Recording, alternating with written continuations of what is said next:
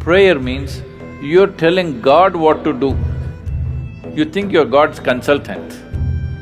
Meditation means you just shut up. If you just shut up, everything that needs to happen to you will happen to you.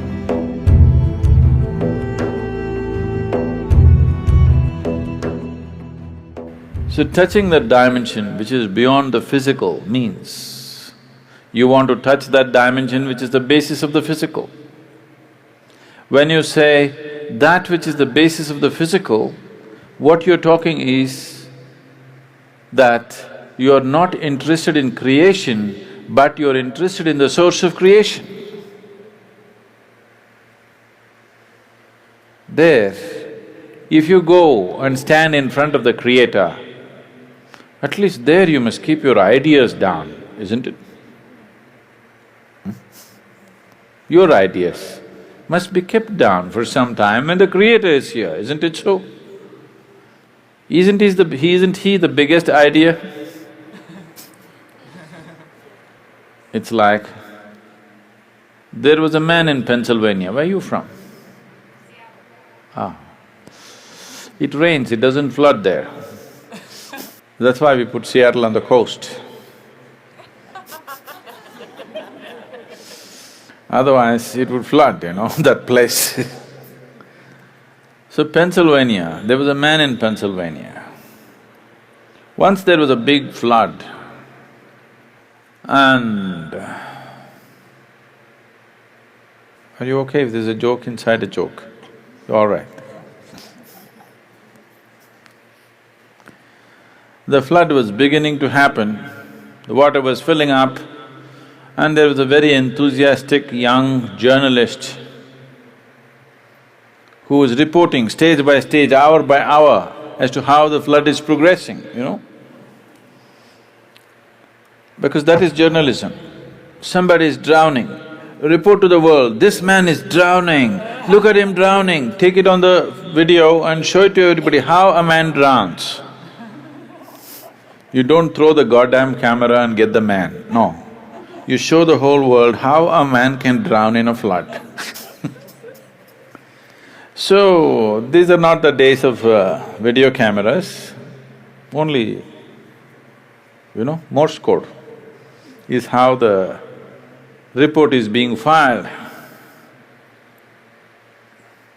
So he filed a report very eloquently, he said, as God sits and watches, the water is filling up in this part of Pennsylvania and houses are going down and this and that, and described it in very eloquent terms. Then he immediately got a response from his editor, leave the flood, interview God. God is sitting and watching, he thought he's somewhere here and forget about the flood, interview God. They didn't get to interview him, it continued.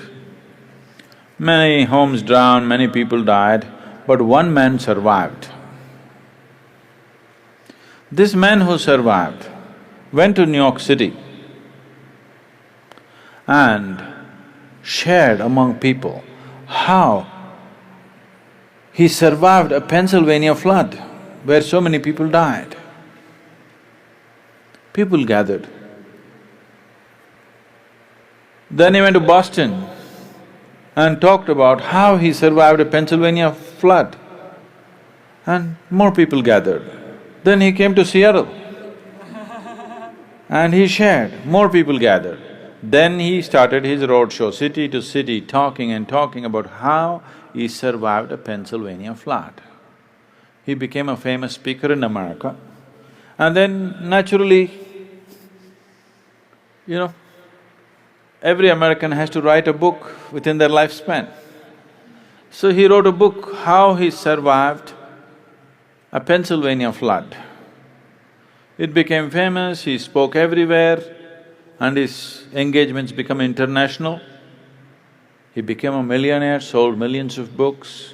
All his life he only spoke about how he survived the Pennsylvania flood. And one day he died, not in a flood, he died. And they had an assembly. He went through the pearly gates And there was an assembly of people and there was an opportunity to speak. A few people could speak. So he told his neighbors, I will share my experience about how I survived Pennsylvania flood. Somebody nudged him and said, there is no one in the audience.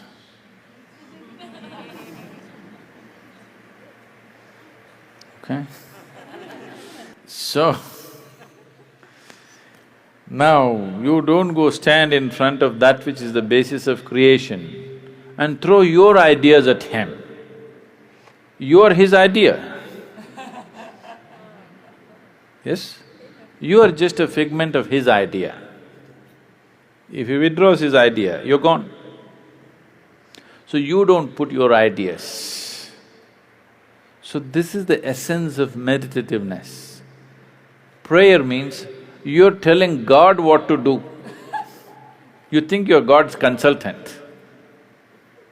Meditation means you've understood your limitations, now you just shut up. If you just shut up on all levels, everything that needs to happen to you will happen to you. All the training is just to help them to shut up. That you don't throw your silly ideas at the Creator, you just shut up.